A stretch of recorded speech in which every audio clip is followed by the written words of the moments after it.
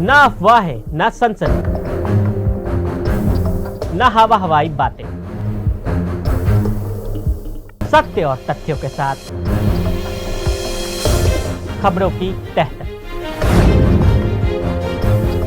पाकिस्तान की राजनीति पर हमेशा से क्यों हावी रहती है सेना?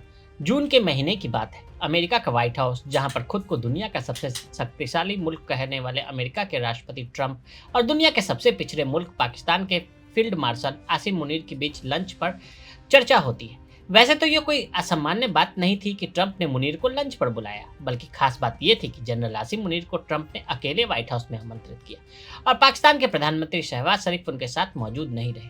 अगर देखा जाए तो एक राष्ट्राध्यक्ष दूसरे राष्ट्राध्यक्ष को मिलने के लिए बुलाता है, लेकिन पाकिस्तान के प्रधानमंत्री की जगह सेना प्रमुख को लंच पर बुलाते हैं। इससे एक बात तो साफ हुई कि पाकिस्तान में असल में जनरल आसिम मुनीर की सरकार चल रही है। 1947 में पाकिस्तानी सेना। पाकिस्तान में सेना एक सैन्य संस्था से कहीं बढ़कर है। यह राज्य के भीतर अपने आप में पूरी की पूरी मशीनरी है। राजनीति, अर्थव्यवस्था और विदेश नीति की सारी रणनीति को रावलपिंडी के सैन्य मुख्यालय से ही कमांड मिलता है। 1947 में देश के निर्माण के बाद से सेना ने बार बार शासन में हस्तक्षेप किया है। पाकिस्तान के अस्तित्व के संरक्षक होने के दावे के साथ अपने जूतों तले आवाम द्वारा चुनी गई सरकार को कुचला है। इस प्रभाव की जड़ें पाकिस्तान के शुरुआती राजनीतिक इतिहास में निहित है। आजादी के बाद के दशक में नागरिक सरकारें कमजोर संस्थाओं से जूझती रही, जिसमें एक ऐसा शून्य पैदा हुआ जिसे भरने के लिए सेना सक्षम थी। 1958 में जनरल अयूब खान के नेतृत्व में पहले तख्तापलट ने सेना को एक केंद्रीय राजनीतिक शक्ति के रूप में स्थापित किया। दशकों बाद जनरल जियाउल हक और परवेज मुशर्रफ के हस्तक्षेपों ने इस प्रवृत्ति को और मजबूत किया, जिससे पता चला कि नागरिक सत्ता का रिमोट कंट्रोल सेना के पास ही होता है। जिन्ना ने पाकिस्तानी सेना पर क्या कहा? पाकिस्तान के संस्थापक मोहम्मद अली जिन्ना ने सेना के सर्वोच्च की कल्पना नहीं की थी।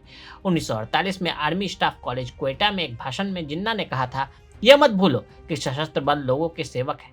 आप राष्ट्रीय नीति नहीं बनाते, ये हम नागरिक हैं जो इन मुद्दों को तय करते हैं। ये आपका कर्तव्य है कि इन कार्यों को पूरा करें जो आपको सौंपे गए हैं। पाकिस्तान की सेना ने ठीक इसके विपरीत काम किया है। 2022 में पूर्व सेना प्रमुख जनरल कमर जावेद बाजवा ने स्पष्ट कहा था कि सेना ने राजनीति में असंवैधानिक रूप से हस्तक्षेप किया है। पाकिस्तानी अखबार डॉन ने उस समय लिखा था कि राजनीति में सेना का हस्तक्षेप व्यापक रहा और तख्तापलट के माध्यम से नागरिक सरकारों को हटाने से लेकर परोक्ष रूप से कमजोर व्यवस्थाओं को नियंत्रित करने तक पहुंच गया है। ये एक राजनीतिक नेताओं ने बहुत आसानी से सेना को जगह दे दी।